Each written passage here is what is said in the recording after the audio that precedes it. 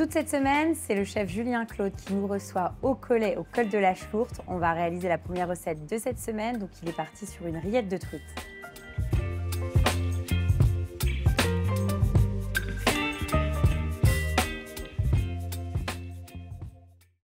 Donc on commence par quoi, Julien? Donc là, on a de la truite. Ouais, on a nos pavés de de truite là qu'on a préparés. On va juste les saler un petit peu avant de les mettre au four. Ok, donc tu les as mis sur un papier sulfurisé, ouais, côté peau, ouais. juste un petit peu assaisonné. Et donc là, on les met au four, c'est ça? Ouais. Four quoi? Vapeur? Non, four sec. D'accord. À 180, du coup, pendant 4 minutes. Ouais. Okay. Donc très rapide, de toute façon, l'objectif, c'est simplement de cuire la truite, quoi. C'est ça. Et pendant ce temps, qu'est-ce qu'on fait? Donc là, on va finir de préparer nos assaisonnements. D'accord, donc tu es parti sur... les herbes, ouais. Je vois ça, il y a plein de petites herbes. Tu as pris quoi? Là, moi, j'aime bien les herbes fraîches. Oui. Ça apporte pas mal de fraîcheur. Ouais, carré. Donc, coriandre, estragon, coriandre et un petit peu de ciboulette qu'on va rajouter aussi. Okay. Donc là, juste ciselé, ouais. Là, l'objectif, finalement, c'est d'apporter un gros coup de fraîcheur à notre rillette. La rillette, tu me conseilles de la préparer avant pour que ça ait le temps de bien, que ça soit bien frais et que les herbes... La préparer la veille, c'est bien. Ah ouais.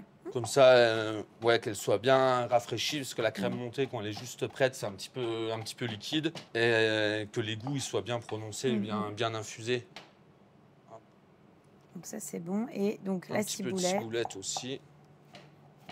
Donc là, toi, tu es parti sur de la truite parce que c'est vrai que la philosophie, c'est essayer de prendre les produits du coin, mais on peut partir sur un saumon.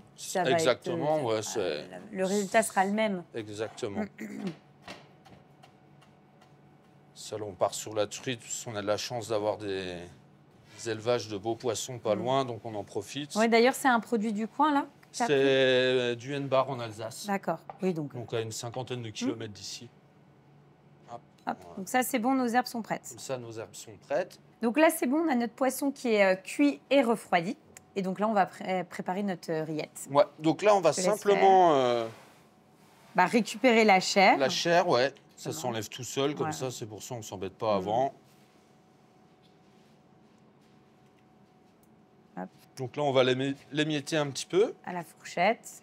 Le fait de ne pas trop le cuire, ça permet qu'il ne soit pas trop sec, le poisson. C'est ce que j'allais dire. Parce que j'allais dire, là, on voit au niveau de la cuisson, c'est vraiment nacré. Là, encore gardé nacré. Ouais.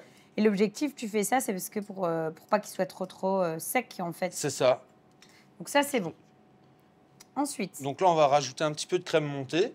Donc c'est de la crème 35%. Exactement. Que tu as montée au batteur. Ouais. Je préfère monter, c'est un peu plus léger que de rajouter juste de la crème ou du fromage frais. C'est ce que j'allais dire. Souvent dans les rillettes, tu sais, on met du fromage ou du beurre. frais. Après, je trouve que c'est trop... Tu préfères le côté plus léger de la crème montée, quoi. Ok. C'est pour ça que la préparer la veille, vu que c'est à la crème montée, elle tient un petit peu mieux après dans l'assiette. Et laisser un petit peu les morceaux, pas forcément trop broyés ou émiettés, qu'on ait quand même vraiment le goût du poisson au final. Donc là, ensuite, on va rajouter un petit peu d'échalotes ciselées. Oui. Donc là, on est vraiment dans la phase assaisonnement, pour le coup. Donc, des échalotes. Ensuite, nos fameuses herbes. Notre mélange d'herbes. Donc, ciboulette, estragon et coriandre. C'est ça. Donc ça, on peut y aller. C'est pas gênant. On va remettre un petit peu de sel. D'accord, donc tu assaisonnes un petit peu de fleur de sel. À ce moment-là. Vu que la crème n'est pas assaisonnée. Moi, j'aime bien le gingembre moulu un petit peu. Ça rajoute un petit peu quelque chose. Donc, je rajoute toujours un petit peu de gingembre moulu dans ma rillette de truite. Et 3 gouttes de tabasco vert. Oui, pour relever un petit peu. Ouais. D'accord. Là, et un petit peu de poudre d'agrumes. Ah, d'accord. Les agrumes qu'on utilise, souvent, je les zeste avant d'utiliser le jus pour vraiment garder un maximum. Enfin, essayer de rien jeter. Et on les met un petit peu à sécher pour se faire une petite poudre d'agrumes comme ça. Alors, si on n'a pas de poudre d'agrumes, à la limite, je sais pas, tu me dis si c'est bon pour toi, on peut mettre un petit zeste de citron. Aussi, il n'y a aucun problème. Et là, on va bien... Non, je ne remastérise pas la recette, mais bon, la petite poudre d'agrumes, ça prend un peu plus de temps. On n'a pas chez soi, c'est vrai. Par contre, un citron, on en a tous à la maison. On a plus souvent, c'est vrai.